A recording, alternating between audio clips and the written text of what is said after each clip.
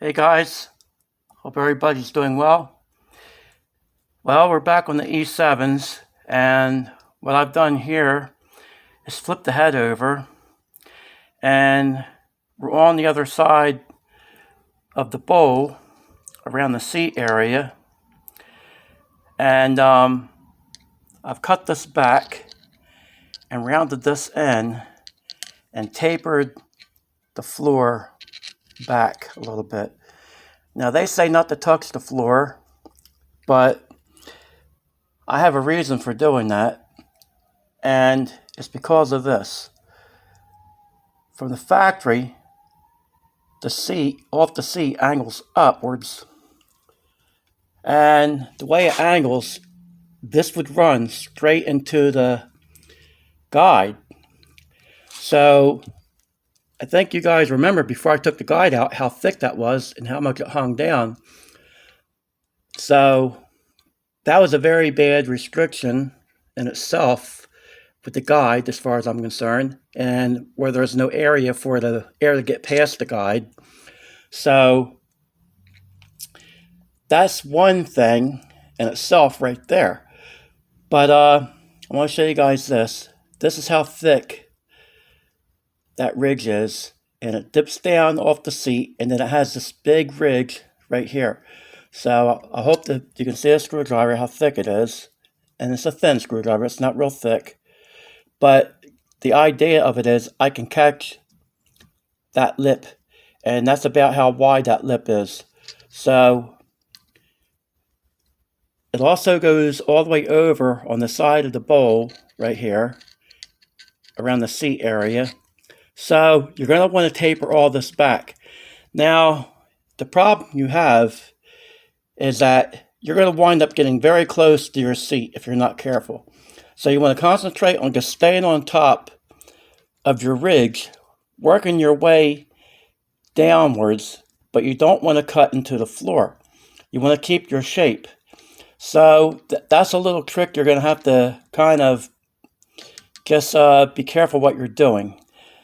And another thing you could do is put some tape over your seats or some silicone and let it harden up if you're worried about hitting your seat. And it's very easy to do that, because the problem you have is when you're doing something like this here, you hold your tool a certain way and you have a tendency to drop down, and you're watching what you're doing back here, and then you don't realize sometimes that you're hitting your seat. So if you're really skeptical about doing this with a grinding stone or a sanding roll, or your carbide bit like this, what you could do, and this takes a little bit of time, but it's not hard and it does work, is a piece of sandpaper, and it's just manual labor, but you can get the job done. And I guarantee you, you won't have to replace your seat unless you get where you're careless and start sanding over your seat like that. So no matter what way you do this, when you're this close to your seat area, you gotta just pay full attention. I suggest you don't stand around talking and laughing with your friends. And check your work frequently, because it doesn't take much, fellas, to get off. So once you get this leveled out, the high spot, you're going to have a little bit of a time equaling this out, because this sticks way out, and this is actually a low spot off the seat. So you don't want to make this any lower than you have to, but you do want to contour this end and into the sidewall right here. If you can see, it's pretty thick here. So you don't want to go crazy, but what I did, I cut this back over here. So I don't know if you guys can tell or not, because I'm getting very bad shadows. I've tried every which way I could possibly think of, except taking this head outside. And now it's cloudy out, so I have the best light I have here, guys. and no matter how I put this light, it just doesn't come off and show how I want it to. But I just hope you can get an idea. And one thing I've discussed with you fellas before is that on the E7s, they always pinch off and they look kind of square here. So I concentrate on rounding everything I can into the bowl area and try to make it as round as possible.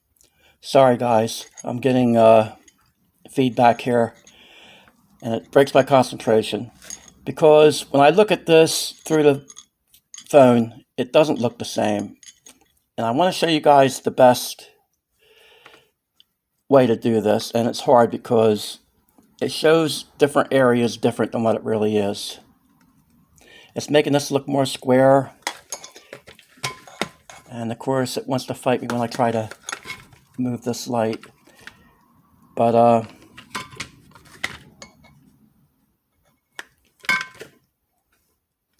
going to tell you something, guys. This is the third or fourth segment I tried doing on this today, and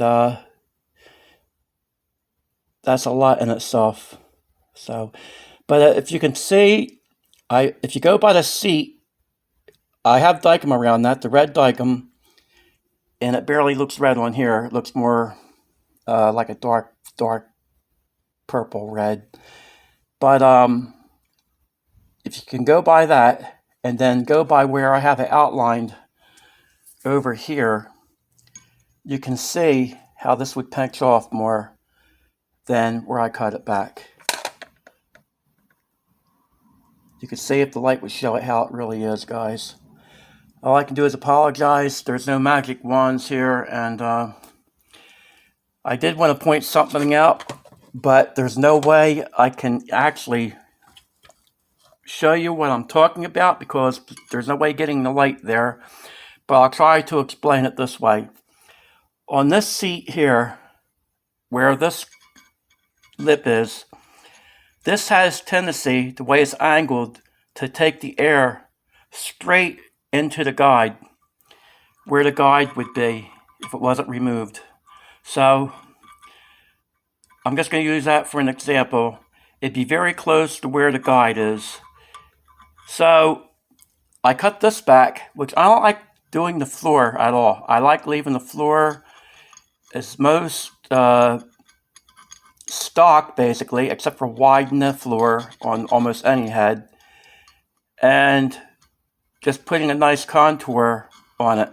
But on these heads, I did cut this back, which it makes it a little bit lower, but also, if you think about it, the air coming off the seat here gives it a lot more room for the air to move off the valve, off the seat area from the valve. And the way I have this angled here, it would be more on the side of coming out in front of where the guide would be. If I put this straight across there, it would come out about an inch or so in front of the guide. Instead of back here, it'd be crashing basically into the guide.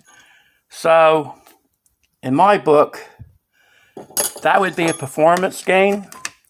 On the flow bench, it would probably show that it was a mistake. I could be wrong, I could be right, I don't know, because I don't have a flow bench, I don't use it. But if you compare the two, you can see how narrow this would be. And it's hard to do because I can't get both in there at the same time. I'll try that and see if you guys can tell the difference. It's not real crucial, but it's enough to make a difference in the performance world as far as I'm concerned. Especially if it would only show up on here how straight this wall is, and on both sides, how it's coming off the seat right here and straight into the bowl, where this has all this mess, a low spot, then it has that big spot here and then here on the sides. And of course I'm going to cough on every segment because when you're grinding stuff with a grinding stone and doing all the stuff that I do, well, it makes me cough. But guys, I'm going to cut this short.